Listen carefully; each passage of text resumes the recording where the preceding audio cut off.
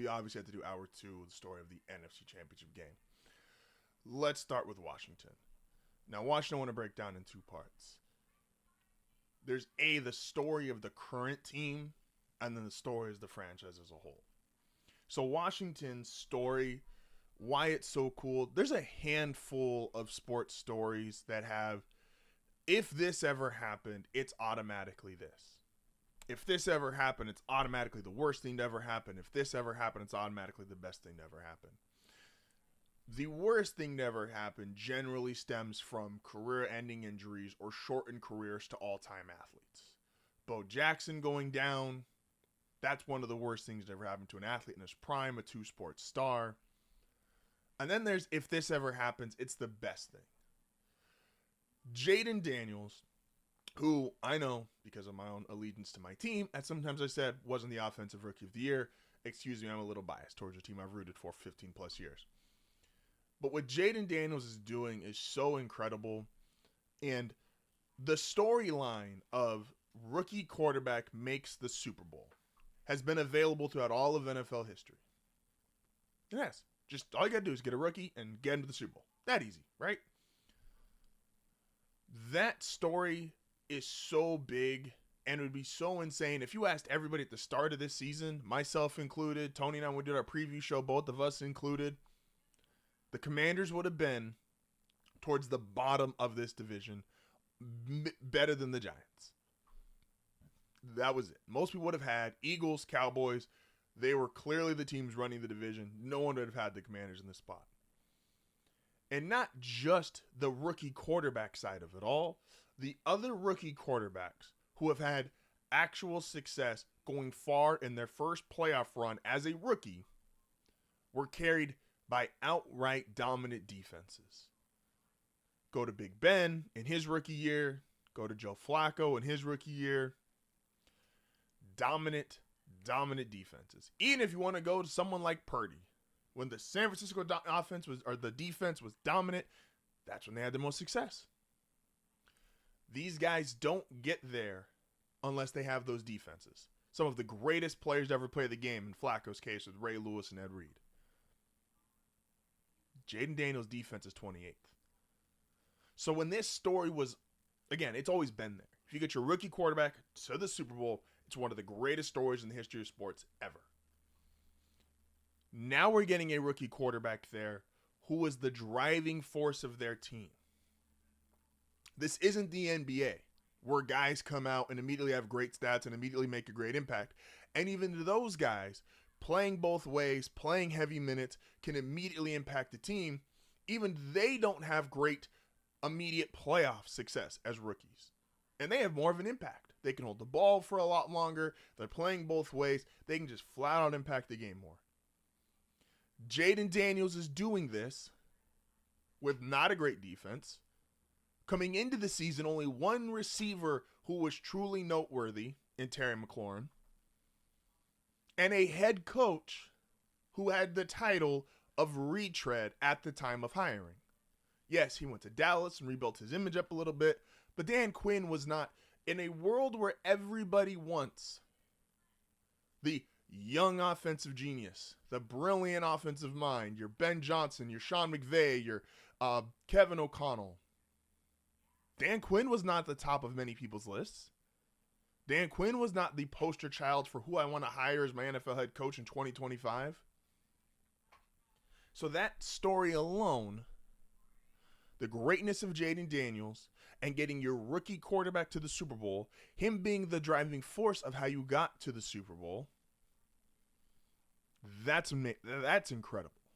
That's going to go down if they win that game on Sunday. That's going to go down as one of the greatest stories in the history of sports. The other story that this Washington team has is something that I don't think this is a real life story. Don't be afraid of change. I know change can feel scary to a lot of people, not just sports, but it just in real life. Change can be scary. People don't want to move out of their hometown. People don't want to move away from where they grew up. People don't want to do anything different. They want stuff to be the same. And I'm someone, speaking from my own personal point of view, I get into very long stretches, creature of habit, where I want to wake up and this be the routine. I want to have this. I want to have this. I want everything to be boom, boom, boom, boom. But the reality is, a lot of us deal with adversity. A lot of us deal with stress. A lot of us deal with challenges. In fact, not just a lot of us, most of us, if not all of us. And change can be scary. But you can't break these things that you're struggling with unless you're willing to change. And no team has changed more than Washington. New owner, new head coach, new general manager, new quarterback, hell, new name. Over the last 5 years, no team across all 4 major sports have done what Washington has. And that took them from a joke of a franchise, a team no one wanted to talk about, an owner who was despised both amongst other owners, media, whoever. No one had a single good thing to say about Dan Snyder. Not a single good thing to say about him. And they were willing to, and a lot of people said in the offseason, and myself, I was kind of included, too much turnover, too much change. Well, if I scrap a house down, take it down to the studs and build it back up because everything was crappy beforehand, yeah, it's a lot of change. It's a lot of new. But all I did was get rid of bad stuff. All I did was get rid of crappy stuff. The Commanders are the team of change. They're the story of change. Everything's different than it was 5 years ago. This isn't retreading out guys. This isn't, recycling a story. Everything is new. Everything is different. That should be celebrated from a franchise willing to overturn so much in such a short amount of time. Hell, they're on their 3rd name in the last 5 years. They were the Washington football team. What a horrible name, by the way. So the rookie quarterback, who is not only just the story of him getting to the Super Bowl, would already be an all-timer, but him being the driving force with not a great defense, 1-star receiver, a brand new head coach who's a retread. This is going to go down. If they make it, that's already one of the greatest rookie seasons of all time, if not the greatest rookie season of all time. But the story of Jaden Daniels taking a totally changed Washington team, this is how you start writing the storybook and the outline for, and I know this is a lot, so just hear me out. How you start greatest career ever, Jaden Daniels will have a claim at it. Because Brady didn't do this as a rookie. Mahomes didn't do this as a rookie. They didn't start. Manning started. He led the league in interceptions. Joe Flacco got to an AFC Championship game, carried by his defense. Mark Sanchez got to an AFC Championship game, carried by his defense. Ben Roethlisberger got to an AFC Championship game, carried by his defense. So I have the quarterback carrying the team. I have the totally revamped, changed Washington. There's a lot here, man. Let's transition over to the story of the Philadelphia Eagles, which is, and I think the NFC is doing this as a whole, but Philly's just doing it the best. What you hear is not always true, and we know this. But what makes that really hard to understand at times is when a lot of people are telling you something.